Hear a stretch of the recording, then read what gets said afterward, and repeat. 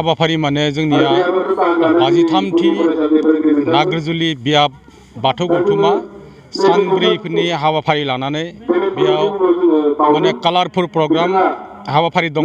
बेवहाय 23, 24, 25, 26 मैयायो 23आव जोंनिया थान्दै बादा जानानै थांबाय। बेयाव जों आलासि लिंहरदोंमोन दुलाराय बाथौ गौथुमनिनो बिथाङा बुंथिगिरि। बिथांनि मुङानो जाहैबाय मानगोनां कृष्णकान्त बर'। बिथांखौ जों लिंहरदोंमोन। थान्दै बादायाव बिथाङा बाथौनि सोमोन्दै गोबां जोंनो बाथौनि सोमोन्दै फोरोंलांबाय, बुंलांबाय।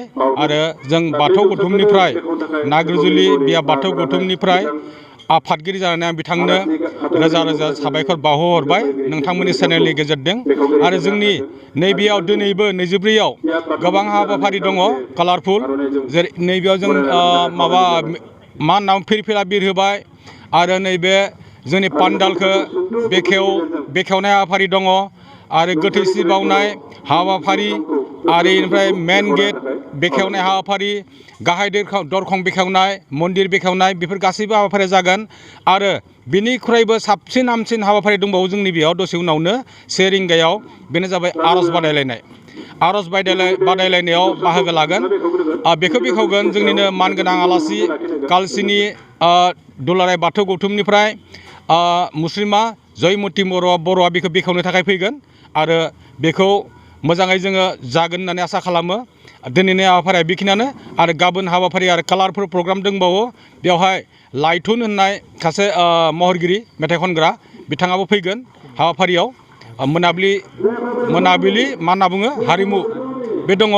आरो हारिमु बादायलायनाय, केसेट देन मोसानाय आरो बिदि दङ। बिदि गोबां हाबाफारि दङ आरो जोंनियाव मोजां मोजां। बेखिनियानो आरो दिनै गोथार बाथौ सानखौ मानो फालिनाय जादों बिनि सायाव आङो सुंद'यै बुंगोन जे बर' माहारिया एक्सुवेलि मोनसे सोदोमस्रि गोनां जे बाथौ धोरोम बेखौ आगोलनिफ्राय फालिबोबाय थादों।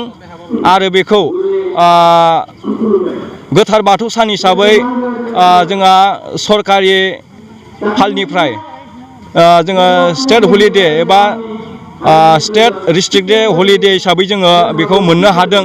बेखायनो जोंनि गासैबो बाथौ सिबियारि रायजो राजा नोंथांमोना बेखौ गोसोआव लानांगोन जे जोङो सोदोमस्रि गोनां जे आसारखान्थि गोनां जे बाथौ धोरोमखौ जोङो बे गोथार बाथौ सानजों लोब्बा लाखिनानै गाजा गोमजायै फालिनांगौ। जोङो नाग्रिजुलि बियाब बाथौ गौथुमा बेखौ सानब्रैनि हाबाफारि लानानै फालिनाय जादों। आरो बेवहाय जोङो नाग्रिजुलि बियाब हिसाबै जोंनि बर' माहारिफोरा खुब माने गामिफोरा खाथि खाला थानायफोरा खम।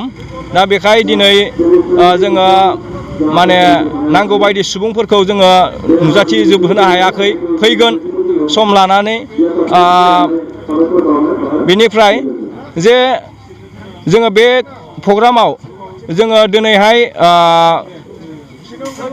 बिटिआरनि गाहाय मावफुंगिरि प्रमद बर' सार बिथांखौबो हांख्रायदों।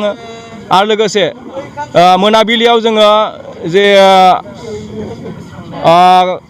केसेट डान्स बादायलायनाय जों बेखौबो लाफानाय जादों।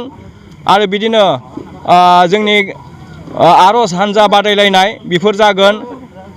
बेनिफ्राय गथ' उन्दैफोरनि गेलेनाय बेफोरो जागोन।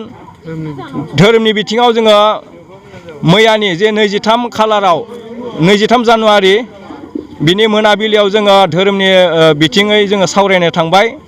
जों बेवहायबो आलासि महरै हांख्रायना लाबोदोंमोन कृष्णकान्त बर' सार बिथांखौ। दा बिदिनो मैयानिफ्राय दिनै आरो गाबोनसिम खोब मोजां हारिमु आयदाफोरखौ लाफानानै जों गाजा गोमजायै फालिनो थाखाय आखायाव लादों। 39 बोसोरनिफ्रायनो देहायारि जोथोननि बिथिङाव बुहुमनि बयजोंबो फोथायजानाय लोगोसे साबसिन आरो रावजोंबो रुजुजायै गोरोन्थि गैयै फिथाइनि रादाय होग्रा एप'ल' डायग्नोस्टिक्सआ नोंथांमोननि साखाथियाव सौफैबाय। बे एप'ल' डायग्नोस्टिक सेन्टाराव थैजों सोमोन्दो थानाय गासिबो बेराम, कभिड-19 बेराम, खि, हासुदै आरो गुबुन गुबुन बेरामनि आनजाद खालामनाय जायो।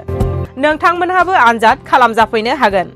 थङा जाबाय क'क्राझार टाउननि मालदां बाजारनि साखाथियाव थानाय रिलायन्स पेट्रल पाम्पनि उल्थाथिं। रोखायै मिथिनो थाखाय नोंथांमोनहा 6001517103 नाम्बाराव सुलु लानो हागोन। एप'ल' डायग्नोस्टिक सेन्टार क'क्राझार।